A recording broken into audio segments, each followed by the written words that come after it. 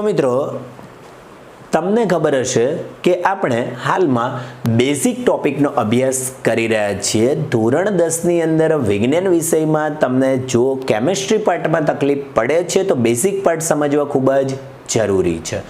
તમને ખબર હશે કે આગળ આપણે બેઝિકતાની અંદર 2 પાર્ટ ઓલરેડી શીખી ગયા છીએ અને આજે આપણે શરૂ કરવાના છીએ એનો ત્રીજો પાર્ટ બેઝિકતાનો.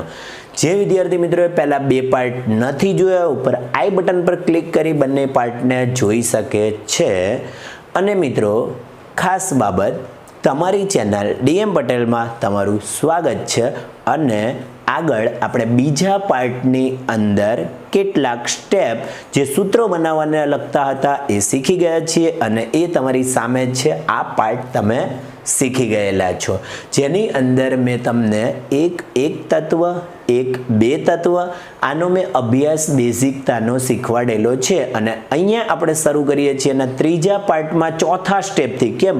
કારણ કે મેં જે તમને બીજો પાર્ટ શીખવાડેલો છે એમાં તમને ઓલરેડી 2 સ્ટેપ શીખવાડી દીધા છે. તો આપણે આગળ વધીએ છીએ એના પછી. તો મિત્રો અહીંયા આપણે ફરીથી એક નવા સ્ટેપથી આગળ વધીએ છીએ. મેં તમને કીધું છે હું તમને સ્ટેપ બાય સ્ટેપ સીડી પ્રમાણે ચલાવીશ જેથી તમને સમીકરણ બનાવતા આવડી જાય.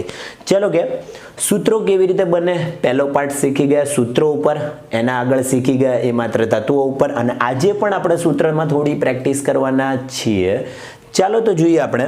હું અહીંયા કેટલાક સૂત્રો લખવા જઈ રહ્યો છું. કેવી રીતે બને છે તમારે સમજવાના છે. દરેકમાં એક હું શીખવાડીશ, બીજામાં જવાબ મારા પહેલાં તમારે આપવાનો પ્રયત્ન કરવાનો છે. તો ચાલો આપણે શરૂઆત કરીએ. હું અહીંયા કોઈ સૂત્ર લખું છું જેમ કે Na. Na એટલે શું થશે? સોડિયમ. સોડિયમની ઇલેક્ટ્રોન રચના શું છે તમને ખબર છે? એની ઇલેક્ટ્રોન રચના છે 2 8 1. ચાલો નેક્સ્ટ આગળ વધીએ. હું એની સાથે જોડી રહ્યો છું CO3. એનો મતલબ તમને ખબર છે CO3 એટલે કાર્બોનેટ થાય છે. તો gives સામે શું બને છે? જે વિદ્યાર્થી મિત્રો માત્ર ને માત્ર સંધિ જોડે છે એમને તો જવાબ આવતો જ નથી, અને એમાં જ આપણે ભૂલ કરીએ છીએ અને એના લીધે જ આપણને સમીકરણ બનાવતા આવડતા નથી. ચાલો તો એ જોઈએ. અહીંયા Na કેટલા ઇલેક્ટ્રોન આપવા છે? તો તમે જોઈ રહ્યા છો એને 1 ઇલેક્ટ્રોન આપવો છે. તો એની સાથે CO3 છે, એ CO3 ને કેટલા ઇલેક્ટ્રોન લેવા છે? તો આપણે એના માટે શું કરવું પડશે? ચેક કરવું પડશે. ચાલો તો આપણે ચેક કરીએ. અહીંયા જોઈએ CO3 છે, એમાં Na ને 1 ઇલેક્ટ્રોન આપવો છે તો CO3 ને કેટલા લેવા છે ચેક કરવું પડશે. તો અહીંયા લખું છું C+O3. C એટલે થશે કાર્બન. કાર્બનની જે ઇલેક્ટ્રોન રચના છે એ શું છે? 2 4 છે. તો એની સામે કોણ છે? ઓક્સિજન છે. ઓક્સિજનની જે ઇલેક્ટ્રોન રચના છે એ શું છે? 2 6 છે. અહીંયા ઓક્સિજન કેટલા છે? 3 છે. તો આપણે શું કરવું પડશે? અહીંયા 3 વખત 2 6 2 6 2 6 લખવા પડશે. હવે અહીંયા કાર્બનને કેટલા ઇલેક્ટ્રોન આપવા છે એટલા કેટલા ઇલેક્ટ્રોન મેળવવા છે? તો અહીંયા તમે જોઈ શકો છો બાહ્ય કક્ષામાં 4 ઇલેક્ટ્રોન છે. એનો મતલબ 4 ઇલેક્ટ્રોન એ શું કરશે? ગુમાવશે. હા, એ મેળવી પણ શકે છે, પણ અત્યારે સામે કોણ છે? ઓક્સિજન. તો એ શું કરશે? ગુમાવશે. તો અહીંયા એને 4 ગુમાવવા છે. તો આ શું કહે છે? મારે 2 જોઈએ છે, આને પણ 2 જોઈએ છે, આને પણ 2 જોઈએ છે. હવે શું થશે? તો 4 માંથી 2 આને આપશે, 2 આને આપશે. તો કક્ષા પૂરી થઈ ગઈ છે. કોની? કાર્બનની. પણ ઓક્સિજનની કક્ષા અધૂરી છે અને હજી 2 ઇલેક્ટ્રોન ખૂટે છે, અને એટલા માટે જ હું અહીંયા લખી રહ્યો છું CO3, પરંતુ ઉપર શું લખાશે? 2 - એનો મતલબ જો CO3 ભેગા થાય તો પણ એને કેટલાની જરૂર છે? 2 ઇલેક્ટ્રોનની જરૂર છે. હવે અહીંયા એને કેટલા ઇલેક્ટ્રોન આપવા તૈયાર છે? 1. પણ CO3 ને કેટલા ઇલેક્ટ્રોનની જરૂર છે? 2. તો એના જેવું બીજું કોણ લાવશે? સોડિયમ લાવશે. તો અહીંયા હું લખવાનો છું એને કેટલા ભેગા થશે? તો 2. અને CO3 કેટલા ભેગા થશે? તો 1. તો અહીંયા સોડિયમને હું રિપીટ કરી દઉં છું શબ્દ. સોડિયમને કેટલા ઇલેક્ટ્રોન આપવા છે? 1. CO3 ને કેટલા લેવા છે 2 તો એના જેવું બીજું કોણ લાવશે સોડિયમ એટલે સોડિયમમાં તમને 2 8 1 2 8 1 બે વખત દેખાશે તો આ બંને શું કરશે એક એક ઇલેક્ટ્રોન આને આપશે અને શું બને છે Na2CO3 આવું સૂત્ર તૈયાર થાય છે અને આ જે Na2CO3 આ બધું જે એક ઇલેક્ટ્રોન આપે છે એક હાઇડ્રોજન મેળવે છે એક ઇલેક્ટ્રોનનું દાન કરે છે એક ઇલેક્ટ્રોન આ નિયમ છે એ બ્રોન્સ્ટેડ લોરી નામના વૈજ્ઞાનિક દ્વારા આપવામાં આવેલો છે જે H+ નું દાન કરે છે આગળ વધીએ અને એસિડ બેઝ વખતે તો ખાસ ધ્યાનમાં રાખવા જેવો મુદ્દો પણ છે આમે લખ્યું છે Na સાથે CO3 હવે બીજો જવાબ તમારે આપવાનો પ્રયત્ન કરવાનો છે તો હું અહીંયા બીજું સૂત્ર તમારી સામે લખી રહ્યો છું આ રહ્યું એ સૂત્ર કયું છે હું CO3 વાળું જ લઉં જેથી તમને તરત જ આવડી જશે અહીંયા હું લખી રહ્યો છું Ca+CO3 હવે તમને મેં અહીંયા સૂત્ર લખીને આપેલું છે તો અહીંયા તમને ખબર છે કેલ્શિયમ 20 નંબરનું તત્વ છે માટે એની ઇલેક્ટ્રોન રચના છે 2 8 8 2 ઇન શોર્ટ આને 2 ઇલેક્ટ્રોન આપવાના છે ઘણા વિદ્યાર્થી મિત્રો એવા હશે જેમણે સંધિ તો ભેગી કરી જ નાખી હશે કે Ca + CO3 તો CaCO3 ટૂંકમાં કાકો3 પરંતુ જસ્ટ વેઇટ જો તમે કોઈ પણ સૂત્ર બનાવો છો તો એની પાછળ નિયમ પરફેક્ટ છે અને થોડો ચેક કરી લો જેથી તમારે ભૂલ પડે નહીં અહીંયા જોઈ લઈએ આને કેટલા ઇલેક્ટ્રોન આપવા છે 2 ઇલેક્ટ્રોન આપવા છે અને CO3 ને કેટલા ઇલેક્ટ્રોન લેવા છે તો તમને દેખાય જ છે CO3 ભેગા થાય તો એને 2 ઇલેક્ટ્રોનની જરૂર છે તો અહીંયા આને 2 ઇલેક્ટ્રોન આપવા છે અને 2 ઇલેક્ટ્રોન લેવા છે ને એટલા માટે અહીંયા જે સૂત્ર બને છે એ છે CaCO3 જેને કેલ્શિયમ કાર્બોનેટ તરીકે ઓળખવામાં આવે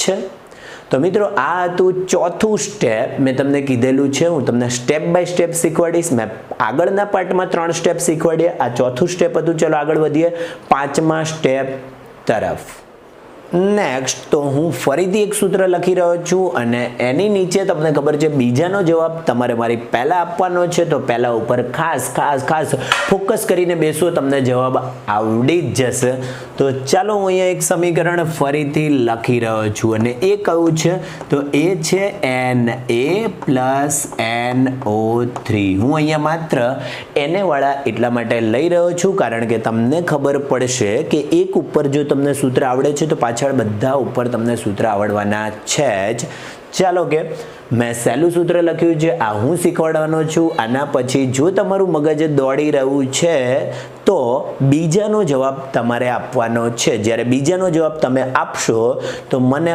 ઓટોમેટિકલી ખબર પડી જશે કે તમારું મગજ છે દોડી રહ્યું છે ચાલો જોઈએ અહીંયા Na છે સોડિયમ ઇલેક્ટ્રોન રચના શું છે 2 8 1 છે તો સોડિયમને કેટલા ઇલેક્ટ્રોન આપવા છે તમારી સામે જ છે 1 ઇલેક્ટ્રોન આપવો છે ચાલો આગળ વધીએ તો એની સામે NO3 છે એને કેટલા ઇલેક્ટ્રોન લેવા છે ચેક કરવું પડશે ચાલો આપણે ચેક કરી લઈએ એને કેટલા ઇલેક્ટ્રોન આપવા છે તો હું અહીંયા આવું લખું છું N+O3 મેં બંનેને શું કરી દીધું છૂટા પાડી દીધા છે અને N છે એની ઇલેક્ટ્રોન રચના શું છે તમને ખબર છે એની ઇલેક્ટ્રોન રચના 2 5 છે તો ઓક્સિજન છે એની ઇલેક્ટ્રોન રચના કેટલી છે 2 6 છે પરંતુ મારે 2 6 કેટલી વખત લખવા પડશે તો તમને અહીંયા દેખાઈ રહ્યું છે કે અહીંયા 3 વખત છે તો હું 2 6 2 6 2 6 કેટલી વખત લખવાનો છું કુલ 3 વખત લખવાનો છું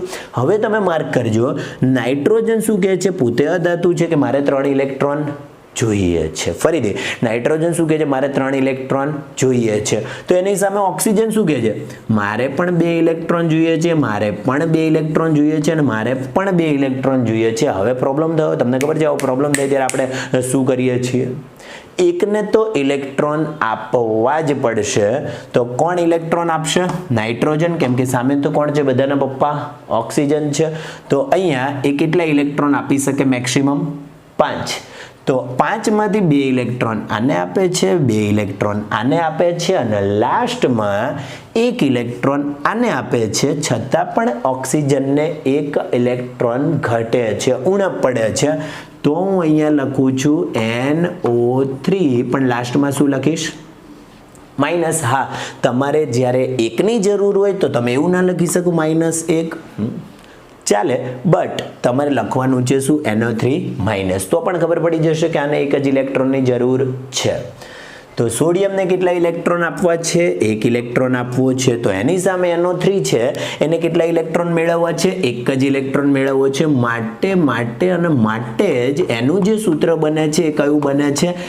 NO3, જેને આપણે સોડિયમ નાઇટ્રેટ ટૂંકમાં નાનો 3 તરીકે ઓળખીએ છીએ.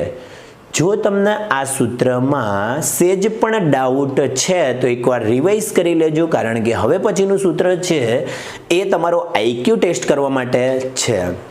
તો હું બીજું સૂત્ર લખીશ, તમે મારા પહેલા એનો જવાબ લખવાનો પ્રયત્ન કરજો. તો હું અહીંયા સૂત્ર આવું બનાવી રહ્યો છું, Ca+NO3. જો તમે આવી રીતે બોલો છો Na+NO3 નાનો 3, તો Ca+NO3 કાનો 3, એવું સૂત્ર કેમેસ્ટ્રીમાં છે જ નહીં. ઘણા કહેશે ઓહો તમને ખબર છે, અમને થોડી ખબર છે.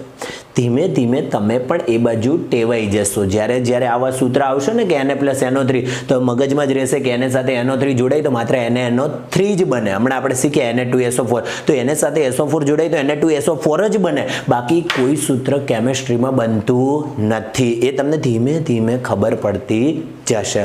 ચાલો કે હવે આ જવાબમાં તમે CaNO3 લખવાના નથી. જે લોકોને આવડે છે મારી પહેલા હજી વિચારવાનો પ્રયત્ન કરે, કેમ કે હું નીચે ઇલેક્ટ્રોન રચના લખી રહ્યો છું કે કેલ્શિયમની ઇલેક્ટ્રોન રચના શું છે? 2 8 8 2. તો કેલ્શિયમને કેટલા ઇલેક્ટ્રોન આપવા છે? 2 ઇલેક્ટ્રોન આપવા છે. અને NO3 છે, નાઇટ્રેટ છે, એને કેટલા ઇલેક્ટ્રોન લેવા છે જોવું પડશે આપણે.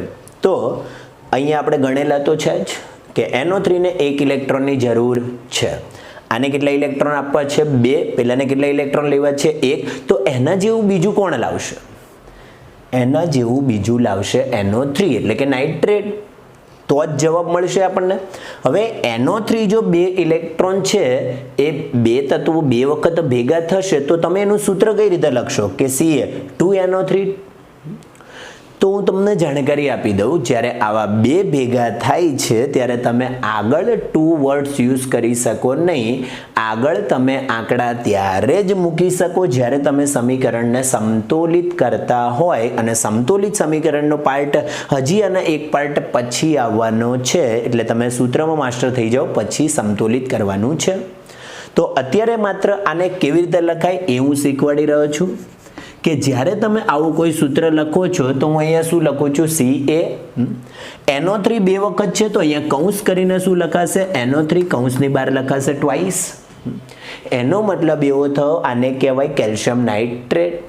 તો આ જે કેલ્શિયમ નાઇટ્રેટ છે, આ કેલ્શિયમ નાઇટ્રેટનું સૂત્ર આવું જ બને, Ca સાથે કૌંસમાં NO3 કૌંસની બહાર ટ્વાઇસ. જો તમે ક્યારેય એવું લખો કે CaNO3 તો CaNO3 ડાયરેક્ટ જવાબમાં તો એવું બનતું નથી.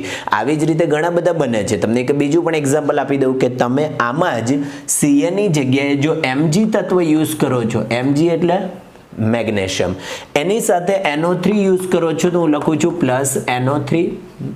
તો gives સામે શું બને છે? તો હું લખું છું સામે બને છે Mg, પણ એમાં Mg ને કેટલા ઇલેક્ટ્રોન આપવા છે? આની જેમ 2 ઇલેક્ટ્રોન આપવા છે. અને NO3 ને કેટલા ઇલેક્ટ્રોન લેવા છે? 1 લેવા છે.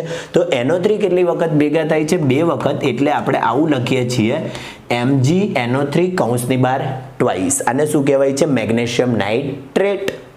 તો મિત્રો અહીંયા પણ આપણે બીજા 2 સ્ટેપ શીખી ગયા છીએ, અને આ 2 સ્ટેપ જો તમને આવડી ગયા છે તો ધીમે ધીમે આપણે જ્યારે સૂત્ર તરફ જઈશું નેક્સ્ટ પાર્ટમાં, તો તમને ઓટોમેટિકલી સમીકરણ બનાવતા પણ આવડવાના છે. તો આપણે અહીંયા ટોટલ કેટલા પાર્ટ શીખી ગયા હું તમને જાણકારી આપી દઉં છું કે આપણે બેઝિકતા માટેના કુલ 3 પાર્ટ શીખી ગયા. પહેલા પાર્ટની અંદર ઉપર તમે જોઈ રહ્યા છો આપણે તત્વો શીખી ગયા, એની સંયોજકતા શીખી ગયા, ધાતુ છે કે અધાતુ છે એ શીખી ગયા. નેક્સ્ટ બીજા પાર્ટની અંદર આપણે સૂત્ર કેવી રીતે બને એના માટેના મેં તમને 2 પગથિયા શીખવાડેલા છે, એ પણ તમે શીખી ગયા. અને લાસ્ટ આજે આપણે શીખી ગયા એ બીજા 2 પગથિયા ચડતા શીખી ગયા, જેથી તમને સૂત્ર બનાવતા આવડી ગયા છે. હવે તમે જો સૂત્રમાં માસ્ટર થઈ ગયા છો તો પછી આપણે શરૂ કરવાના છીએ સમીકરણ, પરંતુ એ નેક્સ્ટ પાર્ટની અંદર.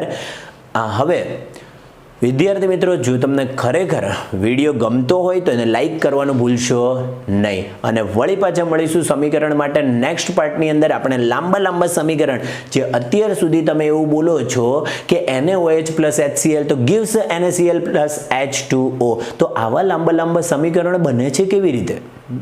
મળીશું આપણે ફરીથી નેક્સ્ટ પાર્ટમાં, ત્યારે આપણે એને વ્યવસ્થિત સમજવાનો પ્રયત્ન કરીશું. જો વિડીયો ગમે તો લાઈક જરૂરથી કરો.